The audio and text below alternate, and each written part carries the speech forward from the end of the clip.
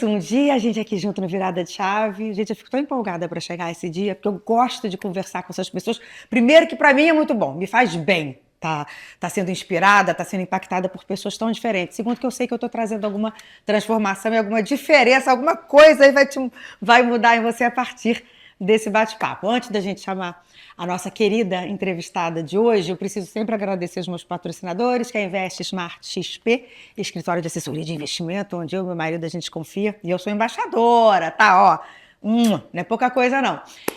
A Sacada, que está sempre me vestindo, vou levantar de novo. Hoje eu estou com um look mais despojado, mas não menos bonito. Clube Car Service, né, que a gente trabalha aqui, que é um transporte executivo que traz minha família, enfim, está sempre junto com a gente. E Qualiótica, que hoje estou sem óculos, que a minha blefaroplastia está melhorando, ó. É devagar, mas todos os meus óculos são de lá. Eles têm lojas, várias lojas no Rio de Janeiro, mas entregam no Brasil inteiro, gente. Todas as marcas. Qualiótica arrasa. Bom, chega, né, Monique? Chega, que a gente está ansioso para saber quem é hoje. Ela é mentor. Eu fiz uma colinha, gente, porque ela é muita coisa. Ela é muito chique, então tem que ter colinha. Mentora de empresários e líderes, palestrante, treinadora, colunista da Veja Rio, escritora best-seller. Uau, Monique! Ela é especialista em comunicação não violenta. Ela é uma força transformadora no mundo corporativo e também tem um tema que ela traz muito importante, que se conecta muito comigo, que é o narcisismo. Às vezes a gente não percebe que está numa relação como um narcisista. Ela vai explicar tudo pra gente. Marie Bendelac, chiquérrima. Muito obrigada. Obrigada, Monique. Eu que agradeço. É um nome francês, né, Monique? O nome da minha mãe. Você sabe disso? Sua mãe chama Monique? É francês. Já faleceu, mas... Ela chamava? Monique, eu amo meu nome. Olha... Meu best-seller, o último livro publicado. Histórias Memoráveis, volume 4. Como pessoas improváveis se tornaram imparáveis. Nossa, se conecta muito com o que eu falo, né? São 30 histórias, 30 autores que falam de uma história de superação, de alguma maneira. Eu acho que quando a gente vê as pessoas de fora, a gente não imagina o que elas passaram. E quando a gente vê de perto, a gente sabe que todo mundo passou. Teve dificuldades, desafios, e eu vejo que as pessoas me veem e acham que minha vida sempre foi maravilhosa, fácil, e se surpreendem com a minha história. Porque aqui tem a tua história também. É isso, mas é isso que eu falo sempre, gente. A gente não sabe o que está por trás. Por isso que eu gosto de trazer essas pessoas que viraram a chave. Porque quando a gente vê uma história inspiradora, né, Maria? A gente pensa assim, poxa, eu também consigo. Exato. Não é por aí? Porque são pessoas tão normais. Esse Essas é o pessoas objetivo. que elas estouram, que elas brilham, elas não têm nada além do que nós. Só disciplina, comprometimento, né? Enfim, algumas coisas que é preciso para chegar a algum lugar, senão não chega. Sim, muitas coisas, na verdade. A gente vai falar, olha só, eu te conheci há muito tempo atrás, a gente se conheceu quando você falava muito sobre narcisismo e psicopatas sociais, né? Eu queria começar falando um pouquinho disso, depois a gente vai para comunicação não violenta, né? E você começou a falar sobre esse tema por causa de uma dor pessoal, né? E aí você começou a trazer. Você podia contar um pouquinho dessa história e por que você trouxe essa dor e transformou essa dor num propósito, ajudando tanta gente? Ao longo da minha vida, eu sempre tive contatos e dores com pessoas narcisistas, né? Com transtorno de personalidade narcisista ou com traços narcisistas. E até com psicopatas eu tive que conviver, mas eu não sabia, eu não tinha a identificação na época. Eu só descobri realmente esse perfil de mais perto quando eu era diretora de uma multinacional em 2021. Fui chamada por uma mulher que me infernizou a vida em muito pouco tempo, né? Me seduziu primeiro, fez um love bombing profissional para me trazer para a empresa. Eu não queria ir, mas acabei aceitando. Ela foi muito convincente, né? Pessoas narcisistas são muito sedutoras, manipuladoras, elas sabem como conquistar a confiança, o que falar, como falar. Elas, parece que elas te leem perfeitamente, elas sabem o que você precisa, elas fazem perguntas e rapidamente parece que elas têm resposta para tudo que você está precisando naquele momento. Então eu me deixei realmente seduzir, porém, por já ser especialista em perfis manipuladores, eu já percebia que tinha alguma coisa acontecendo, só não tinha clareza do perfil dela. E em 3, 4 meses eu percebi que ela era narcisista perversa. Foi assim muito difícil, apesar de já saber lidar, é um sofrimento que não tem como evitar na convivência com esse tipo de pessoa. E eu falei, eu preciso levar essa informação para mais pessoas, porque é tão dissimulado. São os lobos em pele de cordeiro, é exatamente aquilo. Então você vê, no meu caso era uma mulher pequena, gentil, aparentemente, né, mas perversa. Então ela fazia umas coisas para minar a autoestima, para jogar um contra o outro, fazia intrigas, fazia tratamento de silêncio, para dominar, para subjugar. Então, uma menina que não parecia nada, né, perigosa, na verdade, era super, super perversa, super malvada, mas tudo de forma muito dissimulada. Então, eu comecei a falar sobre isso e foi quando eu me deparei que eu estava também lidando com uma mulher psicopata. Então, esse perfil me chamou a atenção da outra. Eu fui consultar um psiquiatra que conhecia a segunda mulher e foi ele que me falou. Um grande psiquiatra no Rio de Janeiro falou, não, essa mulher é psicopata. E assim, eu fiquei chocada. Eu não imaginava que o psicopata era uma mulher que podia estar na minha casa, que podia estar... O psicopata não tem cara, né? Exatamente, mas eu achava que tinha. Então, era a cerejinha no bolo que faltava na minha formação, na minha carreira, de ter esse tipo de experiência com esse perfil. Então, acho que agora, né, fechou realmente com esse conhecimento que eu acho que todo mundo precisa ter. Sim, interessante que você sabe, a gente até acho que se conectou por isso, quando eu trazia nas redes sociais um relacionamento que eu tive com um narcisista, né, que eu sofri horrores, foi aí que a gente se conectou, com a gente falando sobre esse tema. Por que que quando a gente está Vamos falar de um relacionamento amoroso, que é o que mais tem, né? Nossa, é o que mais tem. Por que que quando a gente está dentro do relacionamento, a gente não consegue enxergar que aquela pessoa é doente? Você acha que tudo é lindo, que ele faz por amor, mas depois que acaba, depois que você consegue se livrar, é tão nítido. Meu Deus, como é que eu deixei passar por aquilo? Por 2 motivos. E é interessante que eu acabei de ter uma conversa antes de vir para o podcast hoje com uma mulher que foi casada há 15 anos com um perverso narcisista. E ela fala exatamente o seguinte: primeiro, que no início é o príncipe encantado. Então é muito difícil você fazer a virada de chave, né? Fazer a virada de chave no seu cérebro que uma pessoa tão maravilhosa inicialmente, que já atendia todas as suas necessidades, ela falou para mim, nossa, mas ele era incrível em antecipar tudo que eu precisava. Nunca tinha tido alguém assim. Então é uma pessoa que seduz muito, que encanta e que no início preenche todas as suas carências, todas as suas necessidades, todos os seus sonhos, desejos e promete tudo que você quer para a vida. Então, se você quer filhos, quer casar, quer isso, vai te prometer tudo aquilo. Então, no início é tão maravilhoso que você cai, né? É difícil resistir. É interessante porque ela falou uma coisa.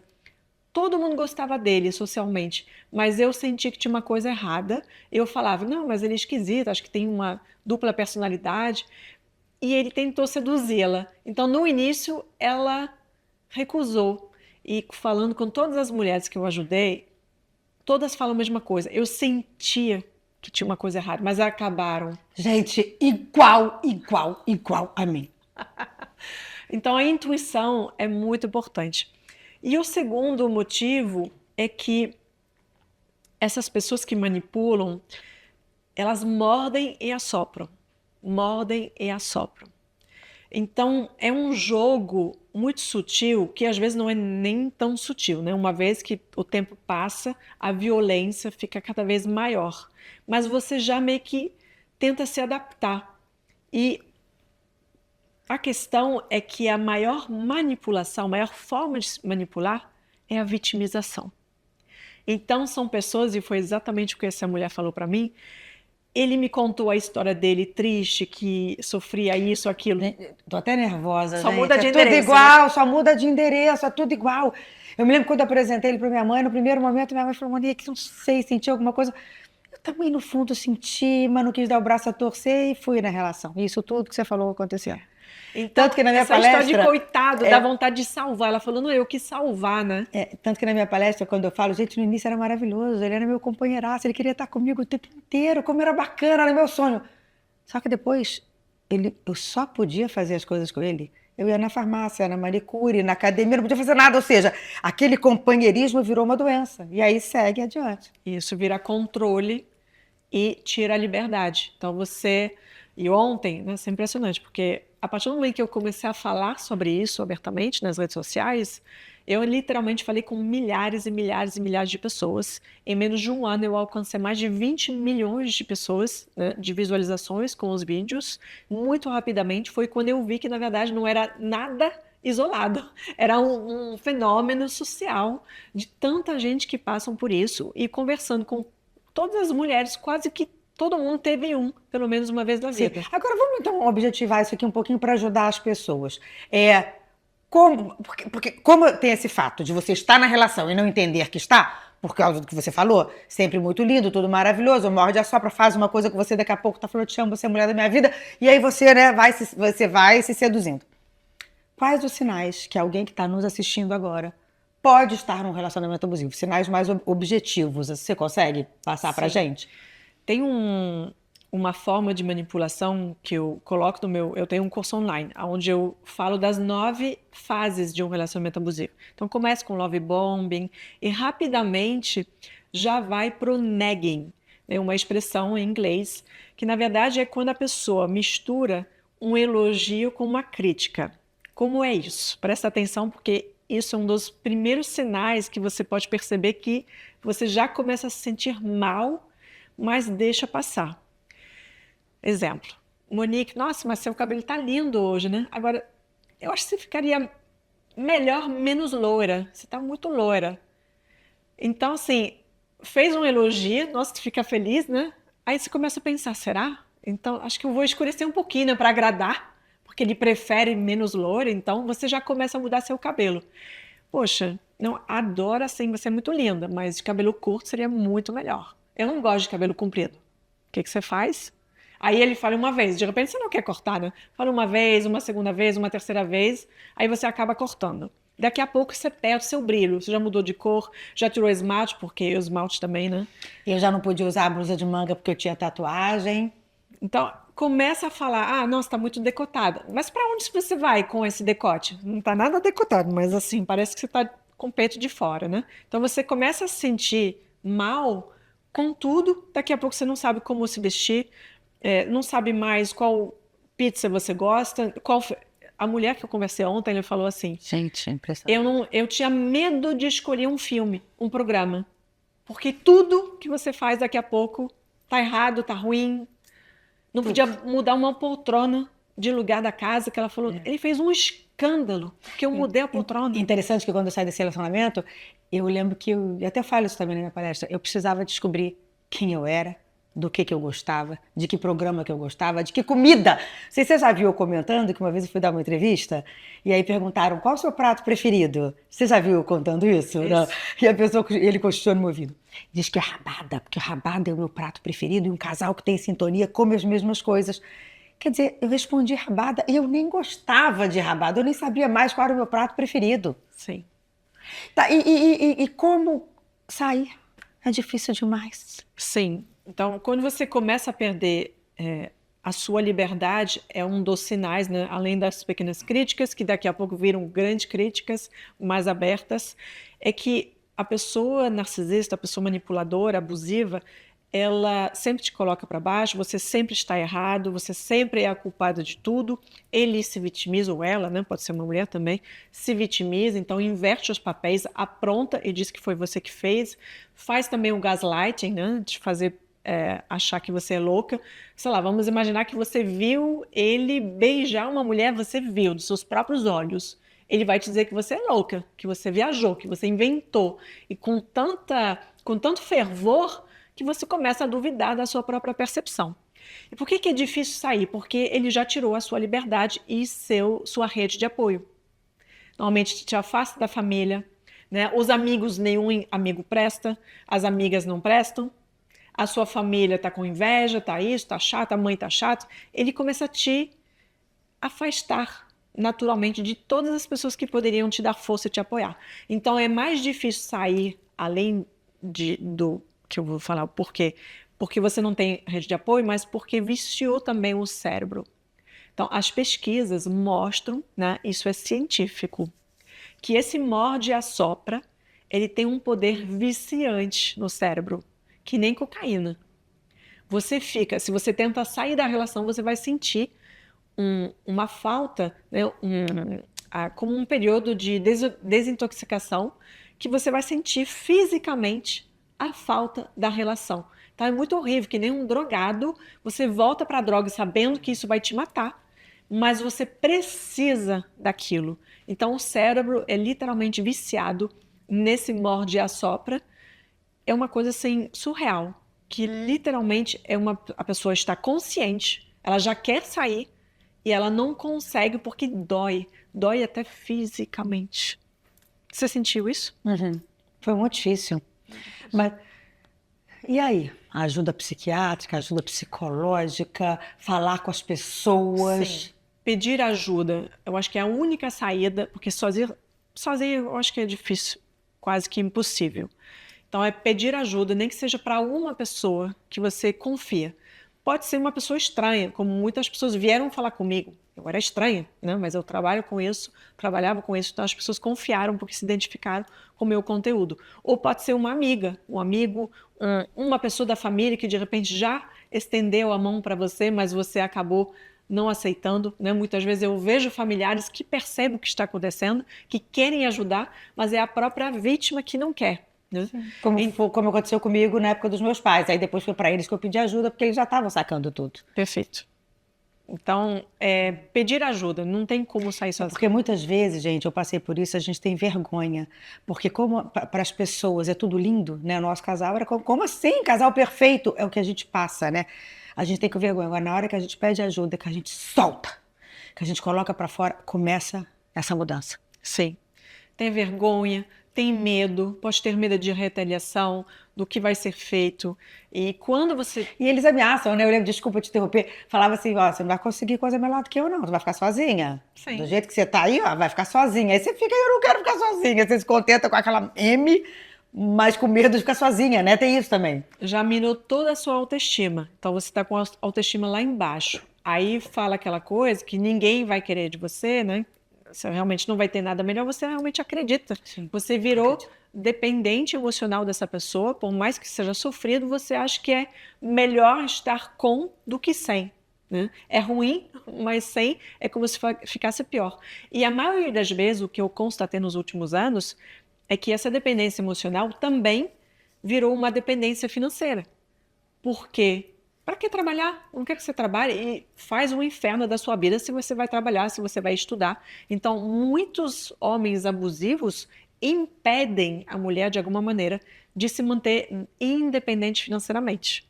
Então, aí dificultou. Você não somente vai sentir fisicamente a falta... Como não tem como viver sem... Como não tem como sobreviver financeiramente. É terrível. Então, um conselho já é nunca abra mão da sua liberdade e independência financeira. Isso é muito importante. Nunca abra mão totalmente da sua família, dos seus amigos. Eu sei que às vezes é difícil, até porque alguns escolhem pessoas que podem ter uma falta de apoio familiar, que aí é ainda mais fácil, né? Então você nem quer voltar ou pedir ajuda para sua família, que é tão ruim quanto, às vezes. Eu vi muitas mulheres que tinham pais abusivos e não queria pedir ajuda para os pais porque era tudo igual, né? Então... Você atende individualmente? Porque às vezes a pessoa está vendo e fala, cara, eu preciso da ajuda dessa mulher. Sim. Você ajuda... Sim. Eu tenho esse curso online, eu tenho 2 cursos online que a pessoa já pode fazer sozinha, no ritmo dela, que ela vai conseguir entender o que está acontecendo, como lidar. Então, isso é uma coisa que dá autonomia para a pessoa já assistir. Além disso, tem possibilidade, sim, de atendimentos individuais. Tá, na descrição da nossa entrevista, a gente vai ter o Instagram dela lá aí, né? Agora, vamos então mudar um pouquinho. Você também se dedica atualmente muito à comunicação não violenta. Eu queria que você definisse pra gente de uma forma simples, né? O que é a comunicação não violenta? Aonde que você... Enfim, explica pra gente. A comunicação não violenta, o que é? Bom, primeiro, o que não é. Não é um jeito fofo de falar, tá? Eu já digo isso porque o nome comunicação não violenta dá a entender que seria uma comunicação não agressiva. E é muito mais do que isso. Mas, para tentar simplificar, é, primeiro, uma filosofia de vida que está baseada na empatia, na compaixão, na humanidade, no respeito das necessidades, dos valores do ser humano. Então, é algo que traz respeito nas relações. E o respeito começa onde? Com a gente mesmo.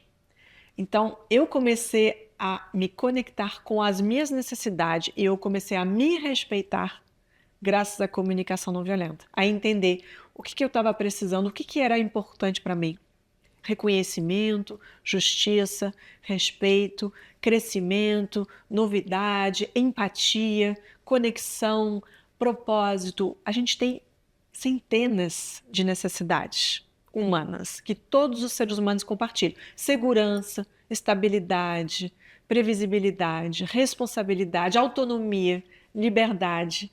Então, quando você está numa relação abusiva, tipicamente você perde a sua autonomia, a sua liberdade, e isso não te respeita, né? Certo. Então, quando você tem consciência de todas essas necessidades que estão inconscientes para a maioria das pessoas, né? A gente não coloca um nome, a gente sempre vive buscando atender essas necessidades sem nomeá-las. Quando você tem essa lista de necessidades, você, nossa, eu preciso disso tudo, eu preciso respeitá-las, senão eu vou me sentir mal, eu vou adoecer. Todas as necessidades não respeitadas podem levar a um adoecimento. Vão levar, com certeza, a um mal-estar. Tá, isso você está falando de você consigo mesma. Sim, e na relação com o outro também. Se você precisa de justiça e eu cometo injustiça com você, você vai se sentir como? Muito mal. Pode ser com raiva, pode ser revoltada. Geralmente a falta de justiça causa revolta, raiva, né? A falta de respeito também, como pode gerar também uma depressão, né? Ou uma tristeza, ou uma revolta. Então, as necessidades atendidas levam ao bem-estar. Necessidades não atendidas levam a um mal-estar. Então, é simples assim. Se você entende isso, você vai buscar, para se sentir bem, atender às suas necessidades de forma consciente. Se você não tem consciência, você passa por cima das suas necessidades muitas vezes ou deixa também as pessoas pisar em cima. Porque muitas vezes as pessoas buscam as suas necessidades, as suas satisfações pessoais baseadas em tudo isso que é o que a gente quer pra gente, mas esquece de fazer o mesmo com o outro, que é a tal da empatia. E o seu trabalho hoje, nesse âmbito de que você faz consultoria, mentoria sobre comunicação não violenta em empresas, o que é isso? Essa consciência das necessidades, das emoções também, porque as emoções são sinais de necessidade atendidas ou não. É como eu me sinto. Eu estou triste agora, eu estou com raiva, eu estou tranquila, eu estou ansiosa. Tudo isso tem necessidade por trás. Eu vou dar um exemplo que eu acho que vai ficar aqui bem claro. Então, além da forma de falar que vai ser mais cuidadosa para justamente respeitar essas necessidades. Sempre que fala comunicação não violenta, a gente imagina aquele cara que fala, passa isso aí, então, por gentileza. A gente já pensa logo nesse tom de voz, nessa forma de falar. E não é só isso, é muito mais. É por isso que eu já começo desconstruindo e falando que é uma coisa muito mais profunda do que só um jeito de falar, porque o jeito de falar é uma coisa mais óbvia, que sim, a gente vai ter um cuidado de como a gente fala as coisas. Mas tudo começa na compreensão das necessidades e dos sentimentos humanos que são universais. Vamos dar um exemplo bem prático. Se, por exemplo, eu chegasse atrasada na gravação do podcast e você tem, na sequência, né, uma pessoa que vai gravar um timing certo. Então, se eu atrasar, pode atrasar tudo e te deixar como? Nervosa, preocupada, ansiosa. Vai ser um sentimento desconfortável. Por quê? Porque naquela situação você precisa de pontualidade, porque tem uma outra pessoa depois. Vamos imaginar agora que eu atraso para a gravação do seu podcast, só que em uma situação que você não tem ninguém depois. E você está tranquila, E além disso, você mesmo de repente atrasou porque tinha que ver, sei lá, responder algumas mensagens no celular ou atender uma ligação, e você fica aliviada que eu atrasei porque, na verdade, naquele momento foi conveniente. Sim. Então, o que que isso mostra? O que que o Marshall Rosenberg, o pai da comunicação não violenta, mostrou? É que o que determina como a gente se sente não é o que o outro faz. Nos dois casos, eu atrasei ao mesmo tempo. Uma hora vai ser conveniente para você, você fica aliviada e tranquila. Numa outra hora que não é conveniente porque tem alguém atrás, você fica ansiosa e nervosa. Percebe que seu sentimento mudou, embora eu fiz a mesma coisa? Sim. Então, o que determinou o seu sentimento foi a sua necessidade do momento. E se fosse um valor é uma coisa que a gente não abre mão, então é uma coisa muito, muito importante para a pessoa. Se você tivesse como valor a pontualidade, para você sempre tem que ser pontual. Quem não é pontual, para você causa um desconforto. Então, nesse caso, independente de ter alguém ou não, depois de mim, você podia ficar desconfortável com o atraso. Mas aí, então é um valor seu. Se você não tivesse esse valor, pontualidade, não, eu sou flexível, pode atrasar, não tem problema, desde que não prejudique. Mas então a gente está falando sobre entender qual é o valor do outro. Exato. O que que é importante para o outro? O outro que você se relaciona no trabalho, em casa. Exato. É você entender isso, porque às vezes o mesmo comportamento gera várias reações por causa da necessidade do momento. Exatamente. Duas pessoas podem reagir de forma totalmente diferente, se sentir de forma totalmente diferente, Sim. com o mesmo estímulo, com o mesmo comportamento. Então, isso para mim é a riqueza da comunicação não violenta, porque para ter melhores relações, a gente precisa entender do que é importante para mim e para você e para o outro, né? Ou num grupo também. Então, como é que a gente atende às necessidades de um coletivo, de um grupo? A gente precisa entender isso. Tem. Agora, assim, uma coisa que é interessante, porque as pessoas têm, às vezes precisam ser firmes, mas têm medo de parecer grossas. Então, como equilibrar essa firmeza com a gentileza? Que é difícil às vezes, né? Eu criei um método que se chama Método Conecta, que cria essa conexão de qualidade e que permite ser exatamente assertivo. A assertividade é o último passo do Método Conecta. Então, são 7 passos, 7 letras, né? Cada letra do método quer dizer alguma coisa. O primeiro C é sobre curiosidade. Então, por exemplo, vamos dizer que agora a gente vai inverter. Se você chegou atrasada e eu fiquei um pouco chateada, no lugar de ficar ou remoendo, ou engolindo sapo, ou talvez jogando em você a minha raiva, eu vou aprender a, primeiro, tentar compreender, ter uma curiosidade, fazer uma pergunta. Oi, Monique, você chegou atrasada? Aconteceu alguma coisa? Aí você pode Tá dizer, tudo bem? nossa, eu tropecei, sei lá, me machuquei, ou minha mãe, aconteceu uma coisa com minha mãe, sei lá o quê. Aí eu vou ficar com raiva de você se acontecer uma Não. coisa grave? Não, né? Mas a maioria das vezes a gente não pensa em perguntar.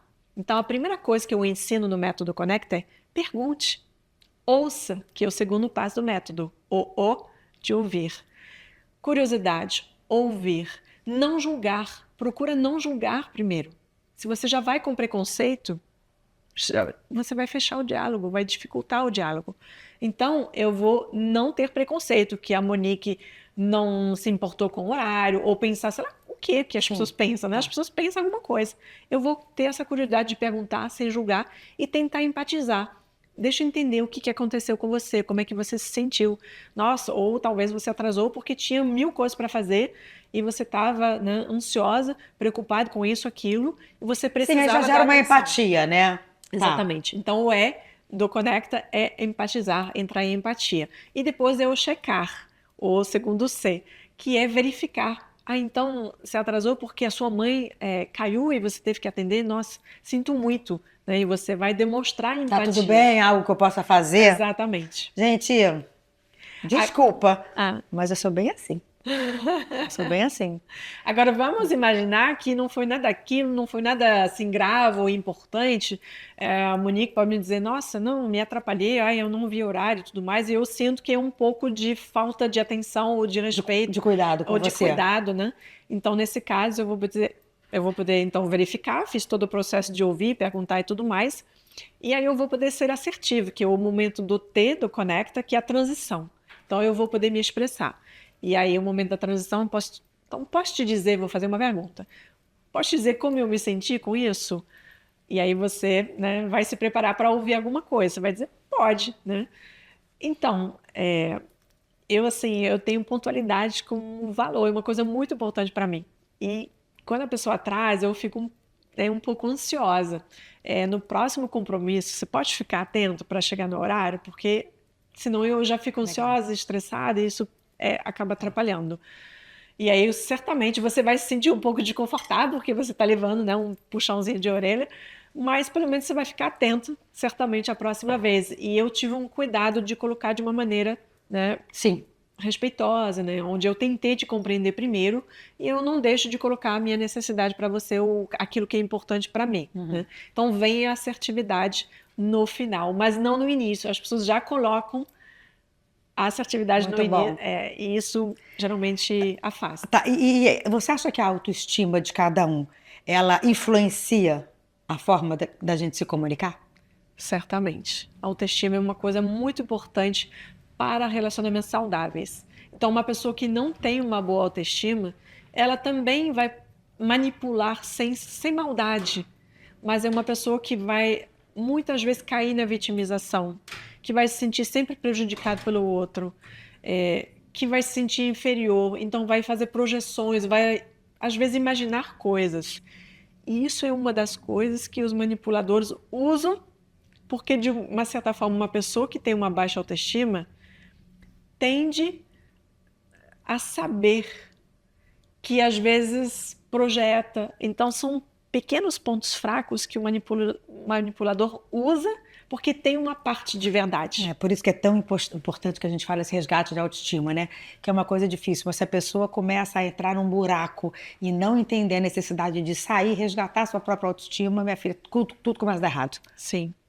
Eu consegui sair rapidamente da situação com a Perversa Narcisista como diretora. Sim. Por quê? Porque eu já estava há alguns anos fazendo esse trabalho justamente com a comunicação não violenta, de autorrespeito, né, de me colocar, de parar de engolir sapos. Então, eu comecei a ter alguns conflitos, mas que podiam resolver as coisas, graças ao fato de me colocar. Porque senão, como muitas pessoas que eu conheço, ficam naquele emprego por causa da dependência financeira, aturando isso tudo e não tem coragem de sair, porque também nem enxerga, né? Exato. Nem enxerga que a situação é tão grave, O né? que me salvou foi, além de ter o conhecimento, foi ter a minha autoestima em dia. Então, tudo que ela tentou fazer comigo, de me fazer achar que eu era errada, não conseguiu. Eu falei, não, o problema não sou eu ali. Então, eu consegui enxergar. Mas a maioria das pessoas vai achando que realmente você é o problema, né? A pessoa acha que ela é o problema. Porque a pessoa manipuladora te culpa por tudo. Eu já comentei isso várias vezes, mas como a primeira pessoa que eu estou conversando aqui no programa sobre esse assunto, eu era chamada de burra, idiota, imbecil e babaca diariamente. Nossa. E aí eu chegava para conversar na casa da minha mãe, eu ficava calada. Aí a mamãe falava, nossa, Monique, eu sempre, né? Eu tenho esse meu jeito. Sim. Você não fala mais nada. E eu cá aqui, ó, com meus botões, pensava, porque ele fala tão melhor do que eu, acho que eu sou meio burra mesmo. Acabou comigo. Enfim, gente, mas eu consegui resgatar e hoje ninguém me segura. Porque quando você entende, você vira imparável.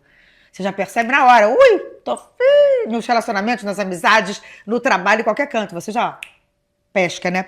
Você tem um trabalho muito forte com mulher, né? Muito. Você acha, qual a importância de ter uma rede de apoio? Total. É uma das coisas que eu falo no livro, né? Você falou justamente que você se torna imparável. Como pessoas improváveis se tornarem imparáveis. Com certeza, com muita ajuda, com muito apoio. Não tem como fazer esse livro deve sozinho. ser muito legal, porque são casos verídicos de pessoas que superaram e chegaram num lugar assim.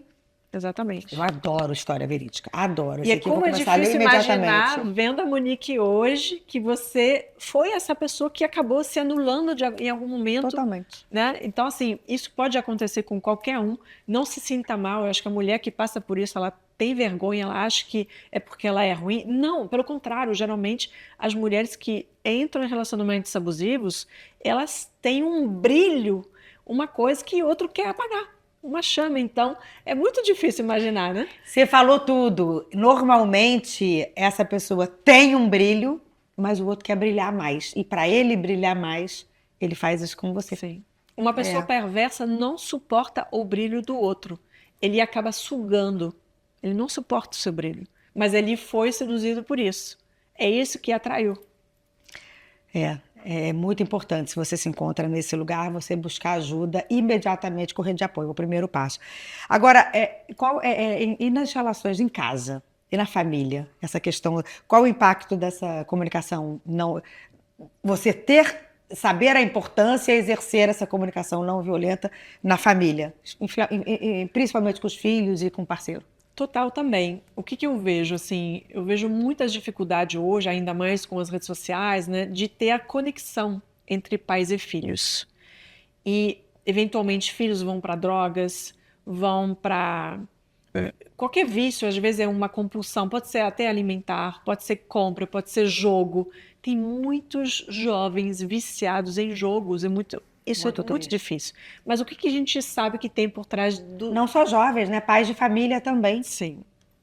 O que tem por trás Os jogos, de vícios? Os vícios, os jogos estão destruindo famílias. É muito sério. É muito sério, a ponto, assim, eu tive o caso de um adolescente que agrediu a mãe porque ela tirou o jogo, impediu de continuar ficando horas e madrugada jogando. Agrediu um menino de 11, 12 anos. Então você vê aonde isso leva para a violência, né?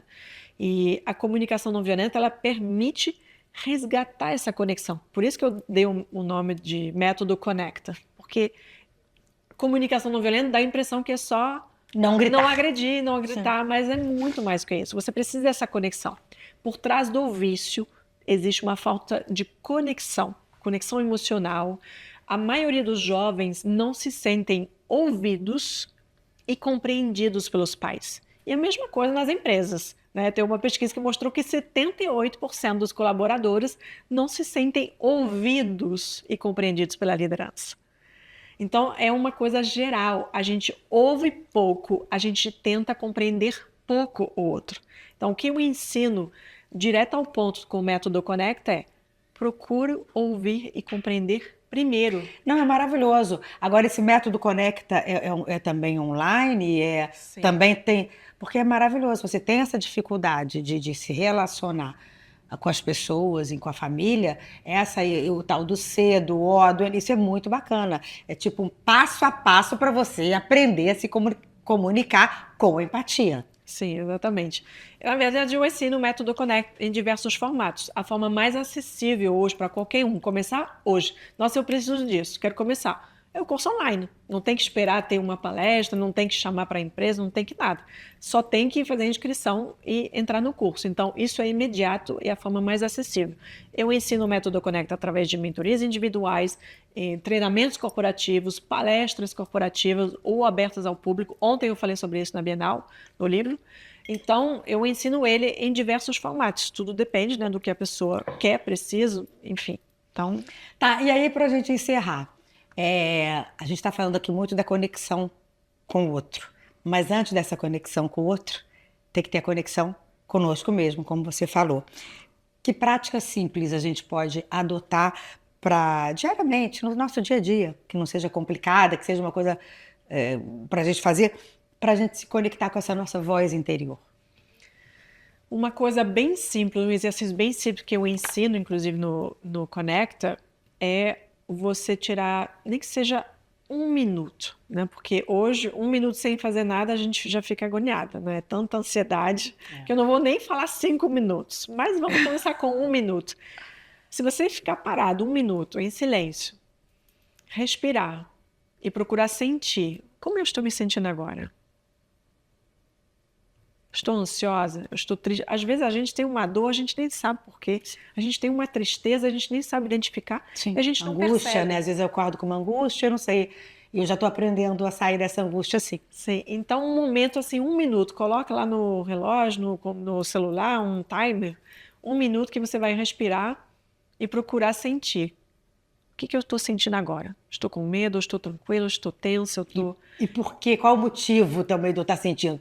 Mas por que eu estou com isso? E aí depois você vai investigando. Isso. Então, o que eu dou? Assim, no curso, no caso, você ganha uma ferramenta, a lista de sentimentos e necessidades, onde você justamente pode ter essa colinha. Mas hoje, vamos dizer que você está precisando e não tem acesso ao curso, você pode entrar no Google e pedir lá a lista de sentimentos e necessidades.